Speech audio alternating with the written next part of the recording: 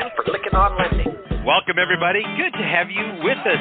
Welcome to Licking on Lending, a weekly mortgage market update providing up-to-the-minute information on interest rates, loan programs, and hot industry news, all related to the mortgage industry. Brought to you by Transformational Mortgage Solutions. To participate in today's program, our guest call-in line is 646-716-4972. Now here's your host of Licking on Lending, David Lickin. Let's begin. Folks, I'm excited to have a good friend join us on the podcast. His name is Phil Treadwell. He's a national speaker, coach, podcaster for 19 years. He's been doing it even longer than I have. I've been doing it for 15 years. You're 19 years, Phil. I didn't realize that. He's a top performing mortgage professional. He's built teams in the markets throughout the United States. He collaborates with mortgage and real estate industry thought leaders, and that's why we have him here. He is a thought leader. He is the founder of M1 Academy and hosting of the Mortgage Market Experts podcast. So we're going to get into all of that. He's been noted as 40 most influential under 40. You're under 40, Phil? My gosh. Not anymore. That was a couple years ago. Okay, that's what that was. I thought you were over there. Anyway, it's good to have you here, friend. Appreciate you joining. Good as well. And that 19 years is within the mortgage industry. Yeah. Tomorrow is our 5-year anniversary on the podcast. So wow, 5 years into podcasting. 5 years into podcasting. Well, we'll have to go into that. Joining me on the podcast again is my co-host, Mark Helm. Mark, good to have you here. Glad to be here, David. Thank you. Phil, nice to meet you, sir. Nice to meet you as well, Mark. I'm excited about this conversation, Mark, because Phil he has a perspective on sales, and that really needs to be heard in this day and hour where we're watching interest rates rise and people are struggling so much. And he has been extremely successful. So we're focusing a series of podcast listeners on this topic. We recorded one yesterday. We're recording this one and looking forward to sharing with you. So Phil, before we get too far into the actual meat of the matter, which I want to talk about, give our audience a little bit of your background. Tell us about yourself, how you got to where you're at today. Well, I appreciate that, Dave, and thanks for having me. Excited to be back on the podcast. You know, like I said, I've about 19 years in the mortgage industry. Prior to that, you know, my dad was a builder and my mom was a teacher. So I like to say I'm this good mix of entrepreneurship meets academia. And so I kind of had that foundation of understanding the importance of education, but also seeing my dad build his own business and all the things positive and negative that came along with that. And I wanted to take over his company. And I went to him and I'd run a subcontracting crew at different times for him. And he said, you know, I really want you to see what else is out there before you decide you want to, you know, do building and construction for the next 40 years. And I fell into the mortgage business. I answered a newspaper ad. They were looking for someone with sales and management experience, and a 30-minute interview turned into about a 3-hour conversation. And I'll never forget the guy that was the owner of the company at the time said, if you decide to get in this business, you're going to look back on this conversation one day and cuss me, because once you get in the mortgage business, it's really tough to get out of it. And here we are 19 years later. So, man, all 19 years have been on the production side. I was a producer. I was a branch manager. I owned my own broker shop for a few years. I was a top producer in about a 6-state region for the largest lender in the country at that time. Moved into the area manager, regional manager, you know, national director type roles within companies and sales leadership, and really just understood that the way to be successful in any mortgage company, especially now, is to be relevant. This industry has changed. The world has changed. The market's changed. And so 5 years ago, when I started a podcast, it was really to reach other people outside of the markets that I had been working in, that I had branches in, of people I wanted to collaborate with, people I wanted to potentially recruit, you know, just to learn the different things and, you know, take a page out of, you know, playbook of guys like you. I always tell people you're kind of the godfather of mortgage podcasting, and I appreciate what you've done for our industry in this space. And through that podcast, I had the opportunity to learn from some of the best in and out of our industry and start identifying things that they had in common. And so, you know, through that, it turned into speaking engagements and, you know, coaching opportunities. And about a year ago, as we had gone, after taking about an 8 or 9 year hiatus from being on the ground and actually directly originating or running a production team, I went back and put a production team together because I didn't want to be a talking head in the industry that hadn't done it for a little while or whatever, and really wanted to show people that the tactics that we were coaching and teaching were applicable and were relevant right now. And we had a lot of success in a short period of time. And, during 2022, whenever rates were going up 0.5% a month and people were, losing market share, we were gaining a lot of ground. And so people were like, what are you doing? How do you, open up your playbook, tell us what's going on. And so we started a series of workshops, very, very tactical. And that led into M1 Academy. What we realized is that even when people had the tactical help and they understood exactly what to do, if it wasn't built on a foundation of the right mindset and understanding how to execute those things, people still weren't getting the results they wanted. So M1 Academy is a platform we've created for group and individual coaching. And M1 stands for Mindset First. I believe that mindset's the most important thing because it controls our attitude and our actions, which are the only two things we really have control over. We can't control the market. We can't control our partners. We can't control our clients. But what we can do is create the right foundation and build those tactics and the execution above and beyond that. And so this year, we've just been focusing on, really helping people, coaching folks, creating content and doing those speaking engagements to really kind of put the word out of what it takes to be successful in this environment. What is one of the most, first of all, thanks for the kind words about the podcasting. We have been doing a long time. I guess we do it as many years as we have, but I love your energy and I love when you speak. There's so much content in every word, in every sentence.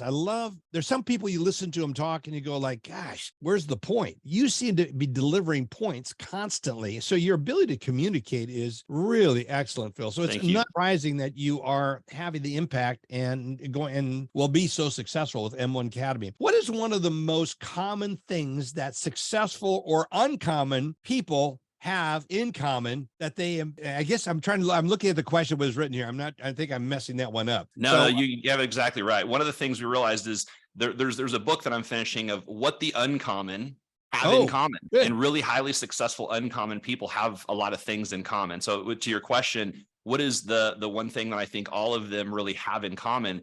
There's a few different things, but the first that could kind of come to mind, the first one is around embracing failure. Again, with my mom being a teacher and kind of seeing, formal academia up close, I really believe that academia has trained most people incorrectly about failure. If you fail every quiz, fail every test, even if you learned everything you got wrong, in academia's world, you're still a quote unquote failure. And that's been programmed in our minds. They're saying success is over here and failure is over here. And you need to decide which way you want to go, when every successful person, every uncommon person that's having success, understand it's actually stacked.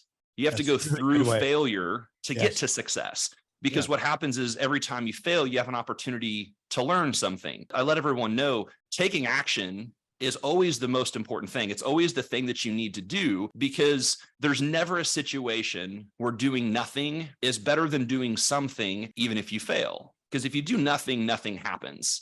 If you do something and you take action and it provides a result, cool, you got to win. But even if you take action and you fail and you get that loss, there's still an opportunity to learn something. And so successful people understand that success is built on that consistent and persistent effort over time, where you really stack up those failures and all of a sudden they're not failures anymore, because it's an opportunity to learn something. And so with that in mind, we talk about that success is that thing of it's about consistent and persistent effort over time. Yeah. And the time part is what gets people. Yeah. I think you raise a really, really good point, because I think most people have the fear of failure, and, you got to overcome that quickly, because we're all going to fail our way to success. And anyone who doesn't get that concept, Mark, I'll let you jump in on this comment. You certainly have had your successes, had your failures, and gotten to a point where you are in the industry as well. Thoughts? Well, I would agree 100% with Phil. I actually taught a course about 20 years ago in college, maybe a little bit before its time, and it was entitled Failure,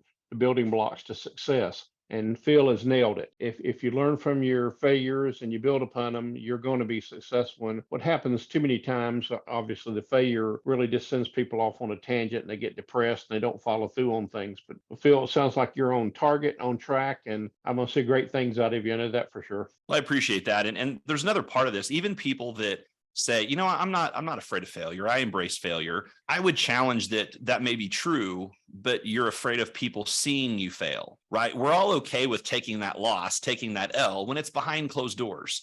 but I use this metaphor of professional baseball, right? If you play professional baseball and you have a 300 batting average, you're one of the best in the major leagues. If you have a 400 batting average, you're Ted Williams, you're one of the greatest of all time. Well, what does that mean? That means to be the best in the sport, to be the best in the major leagues in professional baseball, you're still failing 70% of the time. And those failures aren't behind closed doors. They're in front of 40, 50,000 people that are calling you every name other than the one that your mom gave you, right? and the crazy part is you don't just get to slink away. You got to get up there in another 20 or 30 minutes and do it all over again. And the reason I tell that story is because as mortgage professionals, if we want to be elite level professionals, if we want to be uncommon, like we're talking about, you have to take a page out of the playbook of what other elite professionals do, which is whenever they strike out or fail and don't get a hit or ground out, they learn something about that pitcher. They learn something about the defense, and that should prepare them the next time they go to bat. And I think that professional sports is something we can learn a lot from, even from preparation. This failure concept really, I think, is an unlock for a lot of people mentally, and embracing that taking action is okay. Failing 60, 70% of the time and what we do is okay, to Mark's point, so long as we learn from it and use that as the stepping stone. It's a great point. Mark, I didn't know you taught that class. How timely that you're involved in this interview here. Another thing that we're noticing is that highly successful entrepreneurs or professionals can build business that weather any market. In other words, these are people that even they may start it in some of the worst of times. Mark and I were talking yesterday on another interview how we have many people coming into the market now for the first time. They see this as an opportunity, in part because of the negativity that's in the attitudes of so many out there, the wrong mindset, and they're seeing this as a contrarian opportunistic move. Love to get your thoughts on why is it that some succeed in regardless of the market conditions. What do you find as a denominator? At the end of the day, there are opportunities in every market, right? It goes back to a mindset thing. Tactically executing on what you do is pointless if you don't approach it with the right mindset. But what I'm seeing a lot of highly successful people doing, those uncommon people, as we kind of carry this theme through, is they understand what people pay for. People pay for solutions to their problems, right? And if someone's not doing enough business, either their individual volume or their company, or they're not making enough money, it's for one of only three reasons.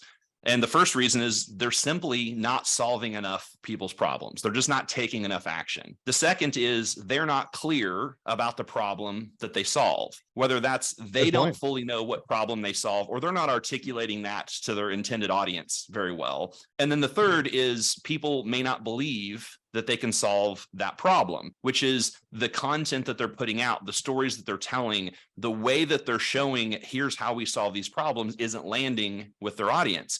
And so if you think about the world today, the challenge that people are having is income and retirement and, net worth and all these things where the economy is just in the tank a lot of times.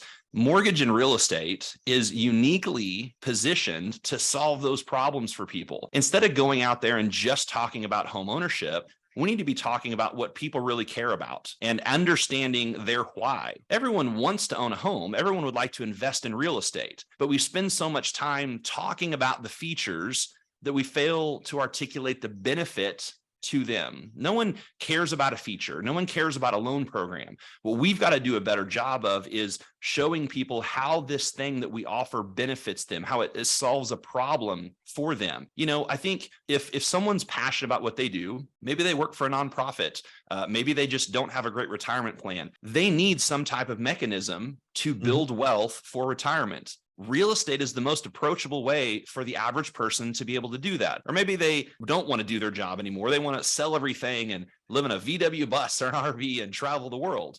Well, you need passive income from that. That can also be attained through real estate. And I think if we would take the time to understand what are real problems people are having. I mean, we've talked to individual clients. One specific lady came to us because she worked for a nonprofit and knew that investing in real estate would create the retirement. But as we had a conversation with her and really broke down what was significant about buying a home, what she was passionate about, what she was really looking for, the reason she wanted to buy a home is so that she could allow her daughter to paint the walls whatever color she wanted.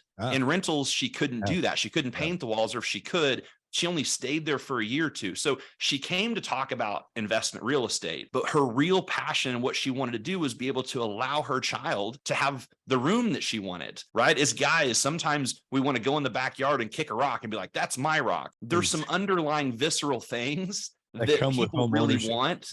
And if we don't take the time to find out what that is and understand the real problems that people can solve, we're missing an opportunity to gain market share. And that's really what successful people are doing right now, is having those conversations and filling that need. It is such a good point. Mark, you want some commentary you want to add? I know you're enjoying this, Mark, because I see this. I am. By the way, as a little interlude in here, Mark is writing his own book and he's getting his PhD right now. Mark and I are both 72. We're both, I'm working my book. I introduced him to the ghostwriter that I'm using. He picked it up and ran. He's got 1 or 2 books already coming out. So it's not about quitting, but I know you're enjoying it. So jump in, Mark, with any comments that you have here. It's interesting what Phil just said, because I remember a survey I read a few years ago about what males and females want out of houses, husbands and wives or individuals when they buy a house. And the big thing that a man in his 40 wants out of the house is a man cave. There needs to be some room that can be his. And contrary to that, with the woman, the big thing a woman wants is a large laundry room. Yeah. They're about as 2 diverse things as possible, but Phil is exactly on target. Phil, you've just made an excellent point about what people's needs and wants and desires are. And people becoming self-actualized and executing against those things is easier said than done. But if you can create that mindset in what you're doing with people in an origination process, you're going to make them very successful if they pay attention to what you're saying.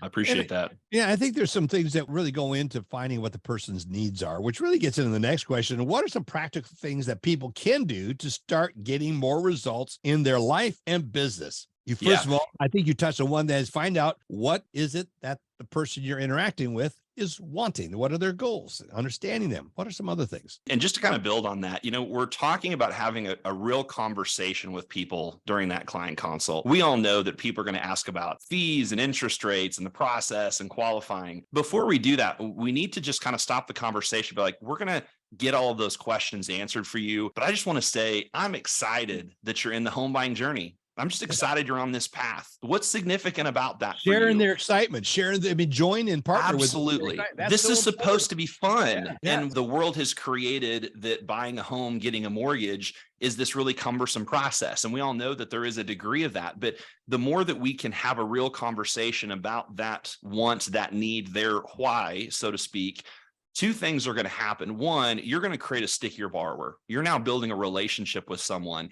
And 2, on the other side of that, you can say something to the effect of, I really appreciate you sharing that. That's going to give me a lot of insight in the type of strategy that we're going to help create for you. So now if they go talk to another loan officer and that person doesn't have the same type of conversation, they're now going to question the type of strategy that borrower or that loan officer is providing for them. And you're able to create some relationship there. So that's tactic 1. The tactic 2 is we need to understand, again, when it comes to social media and some of these digital platforms, that these are not just blanket advertising platforms. Social media is about being social. So there's a couple things I want to unpack here just real quickly. The first one is when it comes to this topic we just talked about providing solutions and providing a real opportunity and benefit to people, we need to be sharing stories. We need to stop trying to sell what we do and start sharing stories about how what we do changed people's lives within our company, with our individual clients, with our partners. That's the easiest way to show culture. That's the easiest way to show why someone wants to do business with you. So sharing stories, sharing gratitude videos,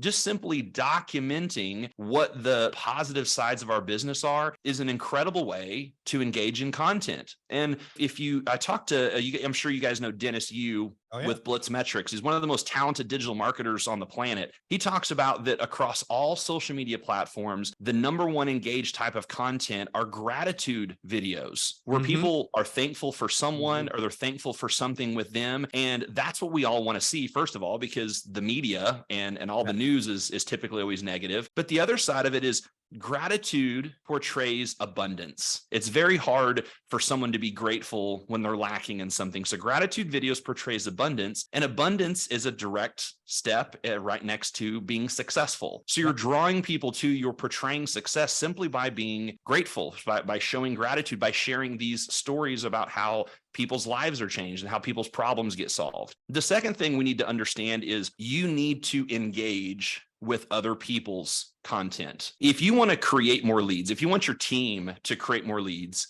they need to first start more conversations. And the easiest way to start more conversations is to engage in other people's content. When you think about the target audience that you're going after, whether that's real estate professionals, whether that's, self-employed people, whether that's veterans, if you're on social media and they have, their posts or videos or their stories, and you're commenting on that and engaging in that in a non-salesy, non-spammy way, again, keeping social media social and just having normal conversations, you're automatically going to draw attention to yourself. Because if someone comments on your post, you're almost always going to see it. And if you don't know who that person is, you're going to go look at their profile. And if you've got stories and gratitude videos and posts that are solving people's problems, that's going to take note. That's how you create conversations and create relationships.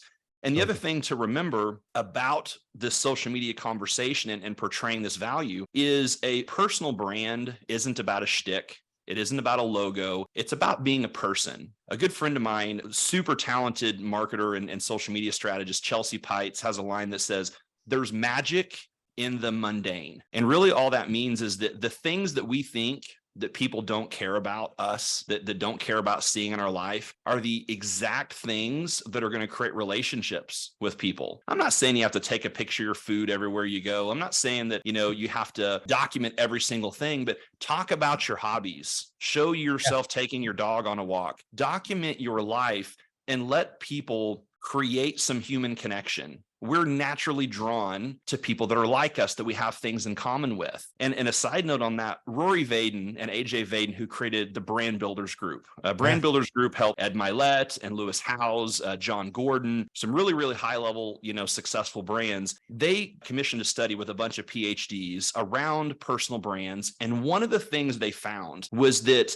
between 55 and about 62% of people wanted to see more of a personal brand from their doctor, from their employer, from their financial advisor, from their attorney. They wanted to see more of a personal brand for them. And what they found, the correlation was the higher the requirement of trust, the more people wanted to see about them, not just what they did. And those particular professions, those have the same clientele that we have in the mortgage industry. So if people aren't talking about who they are, not just what they do, they're losing an opportunity. And the last thing I'll say about this, and I'll shut up for just a second, is there's a lot of people who are like, well, but I build my business through my database. All of my business is coming from referrals. Great. I love that. That's fantastic. But here's the thing. 5 years ago, if I said, hey, you need to use David Licken for your mortgage. David's a rock star. If he says he can do it, he can. He's got an incredible strategy. He's going to take care of you. You need to use David. 5 years ago, they just wouldn't use David. Today, what happens when I say that same thing? They go look David up on social media. They go Google him. They go see what's there. And if there's nothing there, they say, Phil, what the heck? I thought you said David was a rock star. I can't even find anything on him. Can't even find the guy. Yeah. Exactly. So what happens now is the content that people are putting on social media is around social proof. And it's around solidifying the referrals that people have worked so hard for. So we're now in a situation where we change our thinking from most people think social media is about creating leads. And that's not what it's for. Social media is about showing people who you are so that they want to do business with you when they get that referral. And it's about creating conversations with people that you can create a relationship and a conversation and then take it offline. We've gotten this thing that social media is about media and advertising, and it's not. And the people that are having a ton of success right now, including the things that we did in our own team, this is how you build a business in today's day and age and stay relevant. You raised so many good points in that thing. And one of the things, Mark, did you have anything you want to interject there? Yeah, I did. I'm gonna get a free consulting blip here out of Phil for me. Phil, I'm completely reworking my personal website now and to support my different business interests. And I've gone into this brand thing because it seems to be the way things are being done. And what I've done is I follow a lot of people and belong to a bunch of groups of people. And then I have major groups I belong to. And one of the things I emphasize is my writing, but also emphasize that I was an Army veteran, a Vietnam veteran, all this. And I've got little brands for veterans of foreign war, disabled veterans, et cetera, to pop up and all that stuff. it seems like that is with us to stay because you just educated us on that personal connection. It allows many opportunities for somebody to connect with you personal. What would be your guidance to somebody who's trying to create that personal brand to give the people they're interfacing with something else to look at and connect with? How would you get that started, and what kind of thought process would you put into it to do it? Because it's been intriguing for me. I just would love to get your opinion about it. Yeah. Are we talking about on your website specifically or through social? Yep. Well, either way, whether Yeah. it picks up on the website or whether I put it on social. Yeah. Yeah. So first of all of those things, thank you for your service and thank you for the incredible things that you've done. In that respect, all of those are going to be tribes. Seth Godin wrote a really good book called Tribes, and we're all part of a ton of different tribes, right? The three of us are on Tribe Mail, right? David and I and Mark are on Tribe Podcaster, Tribe Mortgage, right? We might like college football, be veterans. Any opportunity you have to find a commonality with someone, that's an opportunity to create conversation. When I was saying earlier that we're drawn to people that are like us, it doesn't have to be anything super profound. And I'll tell a quick story. When I graduated high school, my graduation present from my parents was this educational trip. If you've probably heard of EF tours, It was through Europe. It was like 6 different countries, 17 days. It was a really cool thing. It was back in 2000 when I graduated. And I remember on the 4th of July, we were in Venice, Italy. Well, it was very devastating when my 18-year-old mind realized that Europe doesn't celebrate Independence Day, right? It's a US holiday. No one cares. Well, in Venice, Italy, we ran into people, other Americans. They're like, oh, hey, high five, we're from the US. And I thought to myself years down the road, when I'm walking around the US, I don't just walk around like, oh, hey, high five, I'm an American. Unless me living in Texas, I'm in New York and I run into someone that's from Texas. Oh, hey, high five, I'm from Texas. But I don't do that in Texas unless me living in Dallas, I'm in Houston, and I do the same thing. The reason is because we're actually trying to find things that we can connect with one another. It's why when we meet someone for the first time, we talk about the weather. It's the one thing we for sure have in common with that person at that time. So the tie down to that and the question that you asked is, I would embrace those things. I would use that as part of who you are in your bio of your website. I would, link some of those things into potential groups that you're a part of. And I would make that a more of a focal point, even more so than just what you do, because once they figure out who you are, they're more interested in what you do. In mortgage, we try to lead with, we're a loan officer, we're in the mortgage business. And I've asked this question hundreds of times, but when someone finds out for the first time that someone's in the mortgage business at a cocktail party or a kid's sporting event, the very first question I always ask, hey, what's the very first thing they say? What are interest rates doing right now? Right? We've all experienced this for years.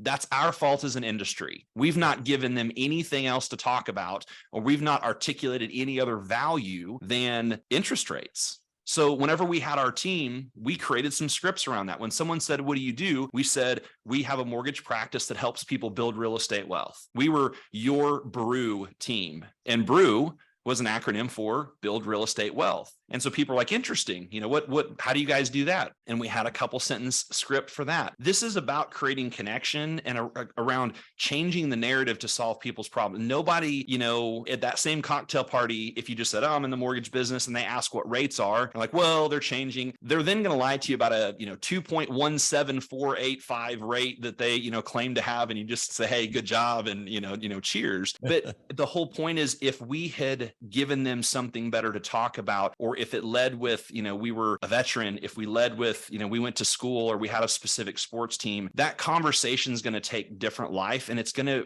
create an opportunity to create relationship and not just talk about the same old things that people are expecting. And when we change that narrative, people are more open-minded to what we have to say. Such good points there. And one of the things that we're seeing the need for is because the business has contracted down to fewer and fewer transactions, we need to increase our network, the number of people we're reaching. What are some of the tips you would give to our listeners on how you can increase your sphere of influence? And I would also refer to it as your reach into the market. Any tips? Yeah, great question. I think you need to be putting out some type of content digitally, specifically on social media at scale. Everyone's going to lean towards one type of content medium or another. I specifically chose podcasting. I realized very quickly I had a radio face and I needed to stay behind the microphone. I joke, but I tell people that there's a 3-step marketing formula that you really need to understand. And it's very simple. The first step is, who is your audience?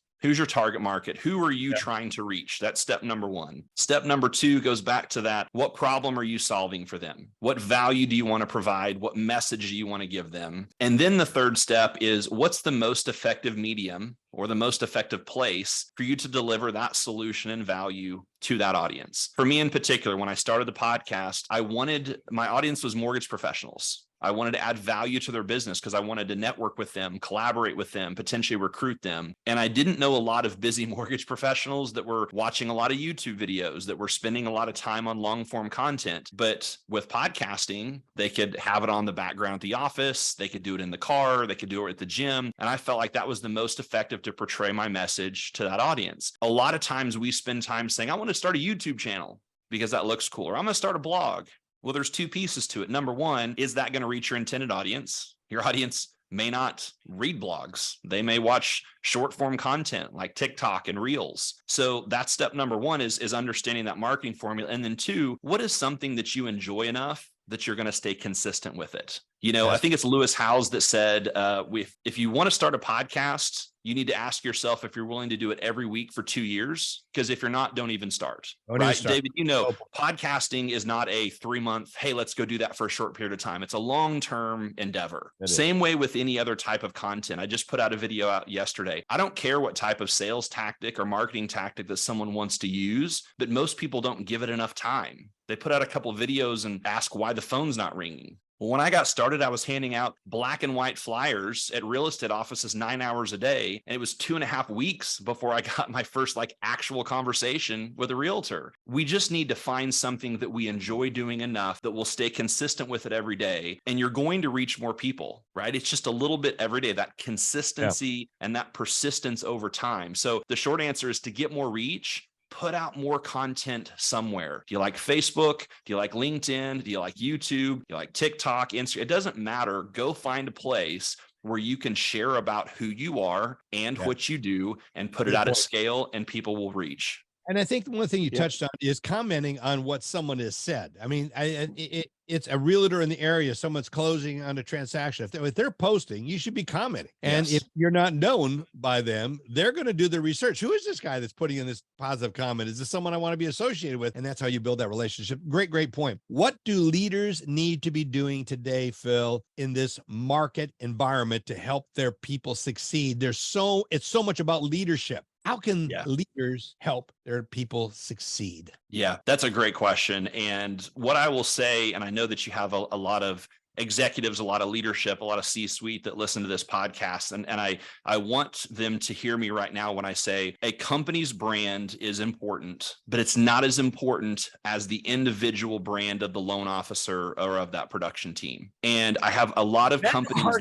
It's a hard concept for many of them, because they go, I've invested in this company, and that brand, that loan officer could take their brand and leave. I get a little nervous about that as a business owner. I mean, I hear that from a lot of people. How do they overcome that? Yeah. So the first thing you have to do is understand that when they were at that level as a producer, as a loan officer, in the far majority of cases, whenever you ask loan officers, do people do business with you for you? Or do they do business with you because of the company that you work for? In almost every instance, they're doing business with the loan officer. People do business with people they like. The company logo, in most cases, has very little to do with it. So from a leadership perspective, if you want to create loyalty within your brand, you need to show them that you understand that they're the driving force behind their business, not your company name. And it's just about putting ego aside. If I work for a company that says, we're going to help you invest in you and invest in your personal brand, meaning you as a person, in conjunction with our company. We're not saying eliminate the mortgage company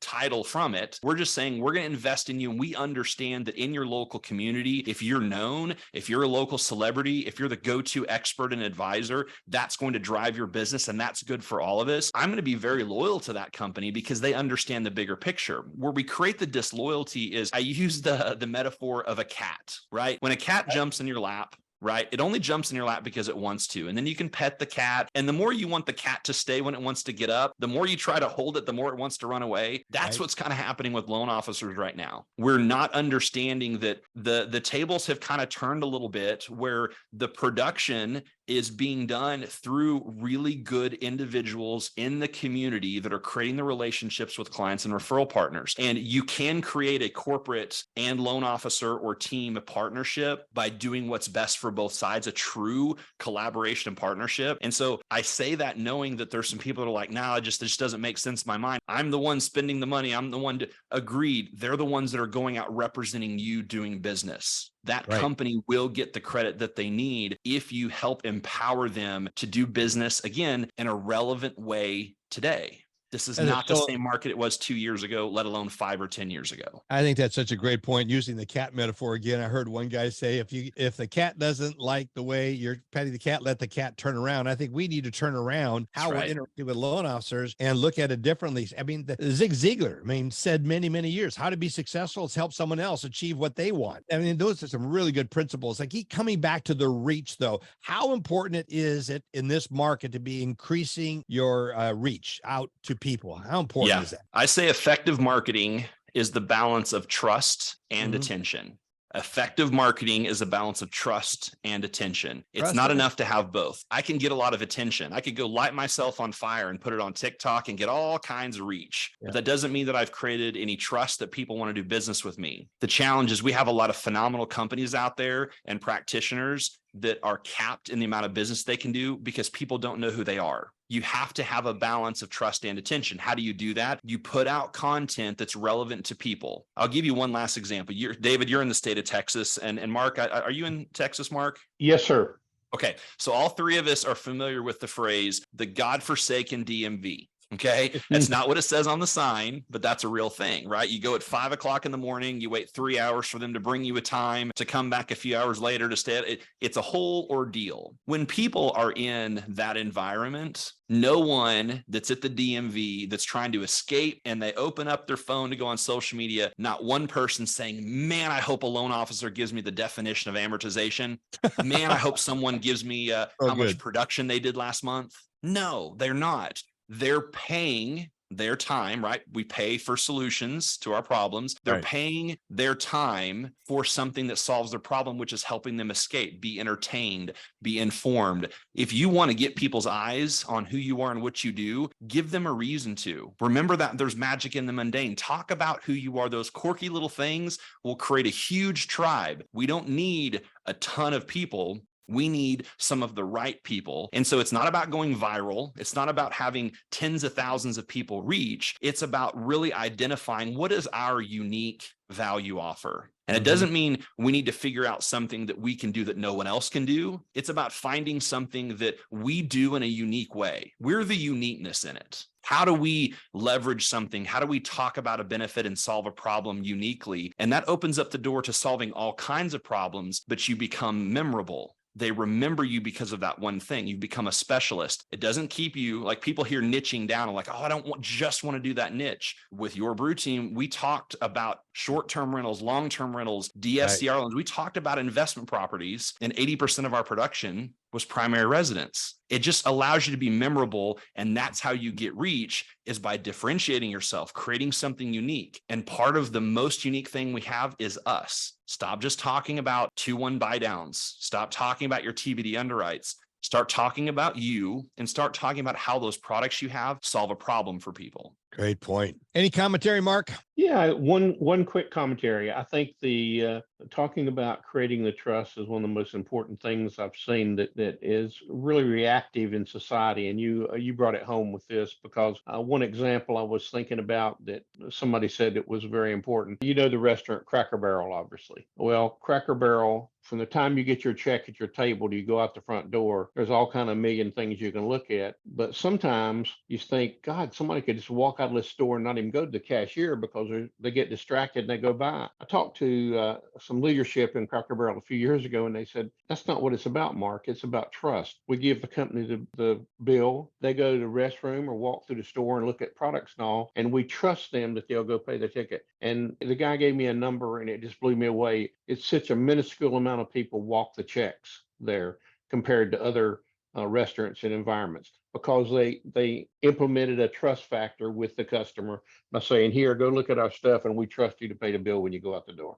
I love that. And so you just nailed that. You just nailed that. Well, I appreciate that. And I think that's exactly right. If you give so many people or don't want to participate in content, whether it's video or pictures, because they're like, I don't like how I look or I don't like how I sound. Well, I have a pretty profound thing that I want to tell you guys. That's how you look and that's how you sound. And we like you anyway. So it's okay. Right. So let's get past that, number one. But if you trust your audience that I'm not going to be perfect. I'm going to tell you what my opinions are. They may not always be right. You might not always agree with them, but I'm going to do it in a transparent way. To Mark's point, they're in turn going to trust you back because that's real, that's authentic, that's vulnerable. And 90% of the content out there is not that. So good. Such a good point. Boy, there's great content. How can people get in touch with you and start listening to your podcast? I'm sure I've listened to it. I love your podcast. I'm a regular listener, and I have found that there's so much rich content. How can people get in touch with you? Thank you so much for that. You bet. It's solid, folks. Listen to it. Get subscribed and get it in your regular feed. How can people appreciate it? You and your podcast? Yeah, so really easy to get a hold of on all the socials, LinkedIn, Instagram, Facebook, wherever, just at Phil Treadwell. Website is philtreadwell.com. On there's a podcast page, or you can go to mmepodcast.com, which is Mortgage Marketing Expert. And we have a ton of guests on. Dave, we need to have you back on. It's been a minute since you've been on there as well. And reach out if you have any questions. I'm very passionate right now about helping